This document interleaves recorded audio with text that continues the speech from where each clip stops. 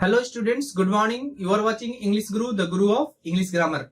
Dear students, इस video में मैं आपको एक डेमो देने जा रहा हूँ कि मैं एक सीरीज शुरू करने जा रहा हूँ फ्रॉम जीरो टू हीरो, जहां से मैं आपको बताऊंगा कि जिन्हें इंग्लिश कुछ भी नहीं आती हो, एकदम कुछ भी नहीं, मैं यहाँ पे ये बोलना चाहूंगा कि जिन्हें आई थिंक ABCD भी नहीं आता हो, वो भी इस वीडियो को शुरू से अंत तक देखें और then after watching the complete video फिर आप कहिएगा कि हमें अंग्रेजी किस स्तर से सीखना है, कैसे सीखना है, क्या उसकी टेक्निक होनी चाहिए, क्या अप्रोच होना चाहिए। मैं यहाँ पे सिर्फ एक डेमो देने जा रहा हूँ कि मैं जो बेसिक का सेक्शन शुरू करने जा रहा हूँ, बेसिक इंग्लिश ग्रामर का, ये हम कैसे शुरू से लेकर के अंत तक चलेंगे। बहुत से ऐसे स्टूडेंट्स होते हैं जिन्हें इंग्लिश कुछ भी नहीं आती और वो सोचते हैं कि हमें अंग्रेजी सीखना है, तो कहाँ से शुरू किया जाए। एक इंग्लिश, अगर कोई इंग्लिश सीखना चाहता है तो इंग्लिश कहाँ से शुरू किया जाए, ये सबसे मेन आपका जो प्रॉब्लम होता है कि शुरू कैसे करें, कौन से कोचिंग जाए, कहाँ न जाए। तो ये सब दिक्कत आपकी इस वीडियो में दूर होगी और आपको कहीं भी कोचिंग जाने की जरूरत नहीं। मैं आपसे प्रॉमिस करता हूं कि आफ्टर वॉचिंग दिस वीडियो, क्योंकि ये सिर्फ डेमो होगा, इन द नेक्स्ट वीडियो हम शुरू करेंगे कि बेसिक आपको एकदम शुरू से कैसे पढ़ाया जाए, और इस वीडियो में मैं आपको बताऊंगा कि आपको कैसे इंग्लिश शुरू करनी है। तो चलिए ज्यादा देर ना करते हुए शुरू करते हैं। और शुरू करने से पहले मैं रिक्वेस्ट करूंगा कि यदि अभी तक आपने हमारे चैनल को सब्सक्राइब नहीं किया है तो प्लीज सब्सक्राइब इंग्लिश गुरु। तो चलिए हम शुरू करते हैं। तो देखिए यहाँ पे हमने लिखा है demo of basic English grammar. अब यहाँ पे हमको ये जानना है कि आखिर इंग्लिश में शुरू कैसे करते हैं। तो सबसे पहले आते हैं हम लोग कि हमको सबसे पहले अल्फाबेट जानना होता है। ठीक है, अल्फाबेट जानना होता है कि अल्फाबेट आखिर होते क्या है। ठीक है, अब ABCD ये किसे नहीं आता है, सबको पता है कि ABCD क्या होता है, अल्फाबेट क्या होता है। कभी अल्फाबेट्स मत बोलिएगा। देखिए हम जो भी चीजें आपको बताएंगे एक्यूरेट बताएंगे, कहीं आपको जाने की जरूरत नहीं है। तो अगर हम अल्फाबेट में अगर S लगा दिया जाए, अल्फाबेट्स कर दिया जाए, तो उसका क्या मतलब होगा। तो कभी गलती से भी आप अल्फाबेट की जगह अल्फाबेट्स ना लिखे, नहीं तो मीनिंग चेंज हो जाएगा। जब अल्फाबेट्स करते हैं तो उसका मतलब लैंग्वेज हो जाता है, ना कि वो वर्ण जो हम लोग बोलते हैं ना, वर्णमाला, वो नहीं रहता है। तो चलिए देखें, हम ABCD सीखते हैं तो ABCD को बोलते हैं लेटर, कि हम देखेंगे कि लेटर किसे कहते हैं। ठीक है, जिसे हम अल्फाबेट बोलते हैं उसे हम लोग लेटर भी बोलते हैं कि अल्फाबेट होता क्या है। अब अल्फाबेट के काइंड्स पढ़ते हैं, जिसमें हम लोग पढ़ते हैं वॉवेल, सेमी वॉवेल। अब बहुत कम लोग जानते होंगे कि सेमी वॉवेल होता क्या है। ये हमें पता है कि AEIOU होता है, AEIOU होता है। सेमी वॉवेल क्या होता है बहुत कम लोग जानते होंगे। तो सेमी वॉवेल आपको होता है W और Y।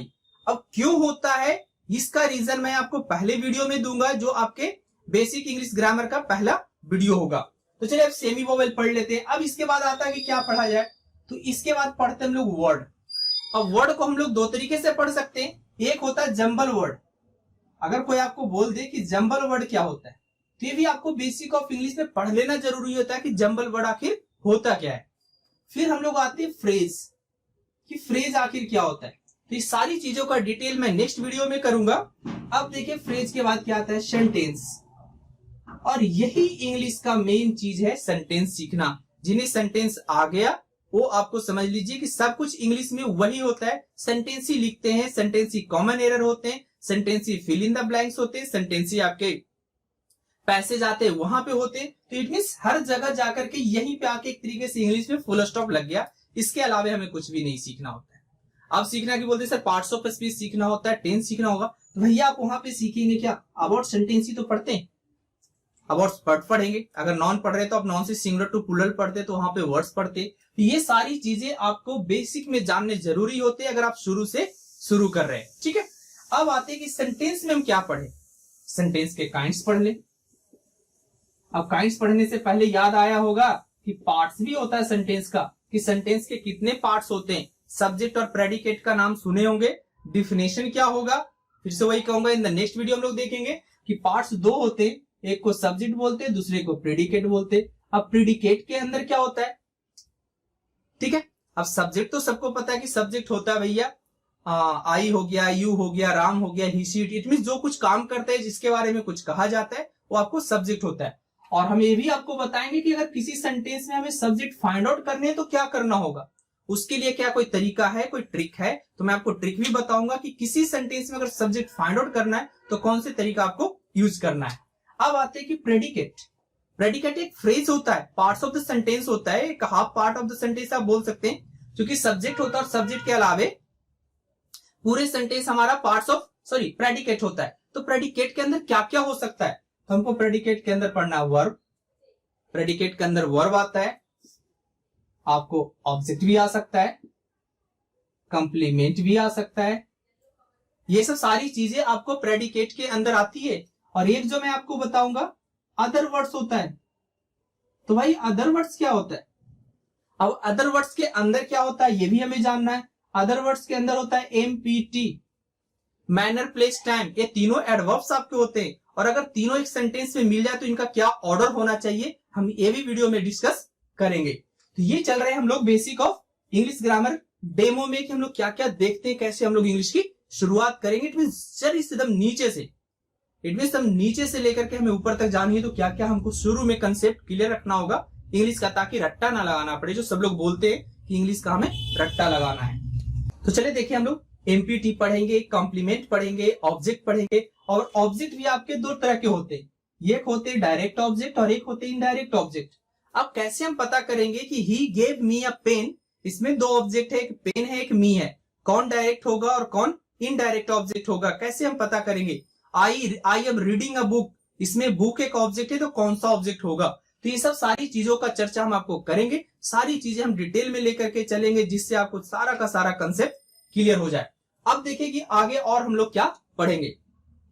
पार्ट्स ऑफ सेंटेंस पढ़ने के बाद आएंगे हम लोग काइंड्स ऑफ सेंटेंस में, कि सेंटेंस के कितने तरीके होते हैं। हम लोग दो तरीके से पढ़ेंगे, एक आपको पढ़ेंगे कंस्ट्रक्शन के आधार पे, कि कंस्ट्रक्शन के आधार पे कितने होते हैं, सिंपल सेंटेंस, कंपाउंड सेंटेंस और कॉम्प्लेक्स सेंटेंस।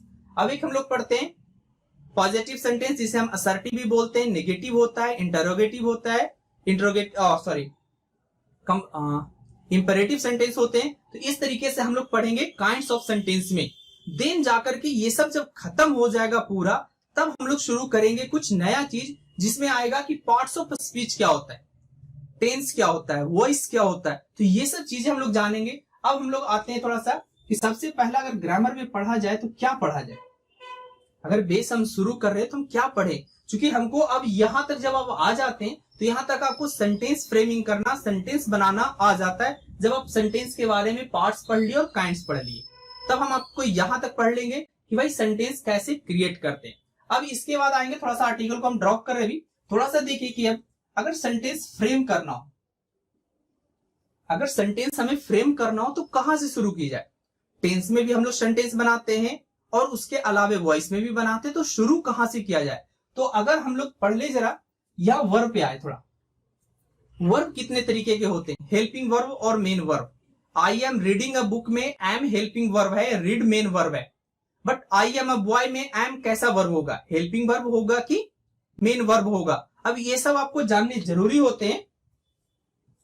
जरा देखिए मैं थोड़ा सा, ठीक है। अब हम लोग देखें जरा वर्ब के बारे में। जनरली हम लोग दो तरीके से पढ़ेंगे, एक हो गया मेन और एक हो गया हेल्पिंग। तो हेल्पिंग वर्ब कितने तरीके के होते हैं, आप सिर्फ हेल्पिंग वर्ब पढ़ लेना ही काफी नहीं होगा, हेल्पिंग वर्ब कितने तरीके के होते हैं ये भी आपको जानना उतना ही जरूरी है जितना और भी जो हम लोग पार्ट्स ऑफ स्पीच पढ़ते। तो हेल्पिंग वर्ब में हम लोग पढ़ते वर्ब टू बी। अगर आप शुरू बुक लेकर के पढ़ रहे हो, कहीं वर्ब टू बी मिल जाए तो आपको कंफ्यूजन शुरू होगा कि ये वर्ब टू बी होता क्या है। तो हम कोई भी पार्ट वैसा नहीं छोड़ेंगे जो कि आपको बुक पढ़े और उसके बाद कोई कंफ्यूजन हो बेसिक पढ़ने के बाद। वर्ब टू बी होता है, वर्ब टू डू होता है, वर्ब टू हैव होता है, मॉडल एक्सिलरी वर्ब होते हैं। तो ये सारे के सारे होते हैं। और एक होता है मेन वर्ब। अब मेन वर्ब को तो हम लोग बहुत तरीके से पढ़ते हैं, finite verb, non finite verb, transitive verb, intransitive verb. तो इस तरीके से हम लोग मेन वर्ब को पढ़ेंगे। तो अभी हम लोग देखेंगे कि हेल्पिंग वर्ब में कितने तरीके से यूज किया जा सकता है, हेल्पिंग वर्ब को हम लोग कितने तरीके से पढ़ सकते हैं। देखिए वर्ब टू के अंदर क्या होता है, अगर आपसे कोई पूछे कि वर्ब टू में आखिर होता क्या है, तो वर्ब टू भी हम लोग किसी व्यक्ति वस्तु के स्टेट और एग्जिस्टेंस बताने के लिए यूज करते हैं। अब देखेंगे कि इससे रिलेटेड जो सेंटेंस बनेगा कैसे कैसे बनेंगे। तो ये सब चीजें हम लोग जानेंगे कि सेंटेंस हम लोग वर्ब टू भी से भी टेंस में नहीं जा रहे, क्योंकि हम लोग जैसे वर्ब टू डू और वर्ब टू हैव आएंगे तो ये सब आपको टेंस में पढ़ना है। हैव का यूज हम लोग पहले पढ़ लेंगे। तो ये सब तरीके से हम लोग सीखेंगे, बेसिक ऑफ इंग्लिश ग्रामर शुरू करेंगे। तो ये आज मैंने कोशिश किया कि जितने सारे बेसिक थे डेमो देने की, और जिन लोगों को अच्छा लगे वीडियो और आप चाहते हैं कि ये वीडियो को मैं कंटिन्यू करूं, तो कमेंट में जरूर लिखिएगा कि अगर आपको ये तरीका अच्छा लगा हो वीडियो का कि किस तरीके से मैं आपको पढ़ा रहा था, बेसिक किस तरीके से आपको जानना है फ्रॉम जीरो। इट मीन हम आपको जैसे ही बताया कि ABCD से लेकर के मैं बताऊंगा कि ABCD में कुछ वर्ड्स ऐसे होते हैं जो बहुत लोगों को लिखना भी नहीं आता है। क्या डिफरेंस होता है, अगर आता है तो कभी डिफरेंट आप सोचे नहीं वैसा, वैसी वैसी चीजें मैं आपके लिए लेकर आऊंगा इन द नेक्स्ट वीडियो। तो कमेंट कीजिए और कमेंट करके हमें जरूर बताइए। और अगर आप चाहते हैं कि ये वीडियो मैं कंटिन्यू करूं, इस जो सेशन है इसको हम कंटिन्यू करें, इसके लिए आपको करना होगा सिर्फ और सिर्फ एक कमेंट कि जो भी बेसिक वाले जिन्हें कुछ भी इंग्लिश नहीं आती हो, आपको ये लेक्चर कैसा लगा और इस सीरीज को मैं आगे कंटिन्यू करूं। तो आपका कमेंट हमारे लिए बहुत जरूरी होगा कि मैं देखूं कि कितने लोगों को एकदम बेसिक से फ्रॉम जीरो कुछ भी नहीं आता हो। मैं आई थिंक प्रॉमिस मैं करता हूं, अगर आप मेरे से दुगना हेल्प करना पड़ेगा, आपको दुगना मेहनत करना पड़ेगा अपने आप के लिए, खुद की हेल्प करें, खुद की मदद करें, और तब जाकर के देखेंगे कि इंग्लिश आप विदाउट कोचिंग, कहीं कोचिंग जाने की जरूरत नहीं है, बस आप वीडियो शुरू से लेकर के देखते रहिएगा। और फिर उसके बाद आई थिंक जब 4-5 लेक्चर हो जाएगा उसके बाद आप देखिएगा कि हमने आई थिंक सीखा क्या। और इस वीडियो बनाने के पीछे मेरा मेन मोटो यही है कि जिनको कुछ भी नहीं आता उनके लिए मैं वीडियो लेकर आऊं। बहुत सारे वीडियो मैंने डाले तो वो उनके लिए जिनको कुछ इंग्लिश आती है, लेकिन जिन्हें कुछ भी नहीं आती है उनके लिए मैं वीडियो बना रहा हूं। तो इन द नेक्स्ट वीडियो हम जल्दी लेकर के आएंगे, और जल्दी से जल्दी जितना मैक्सिमम हो सके कमेंट करिए, लाइक जरूर कीजिए और सब्सक्राइब करना बिल्कुल मत भूलिए अगर आप चैनल को हमारे पहली बार देख रहे हैं। तो डियर स्टूडेंट्स, आज के लिए बस इतना ही, बहुत ज्यादा हो गया आई थिंक की, और मिलते हैं हम लोग नेक्स्ट वीडियो में। तब तक के लिए जय हिंद, जय भारत।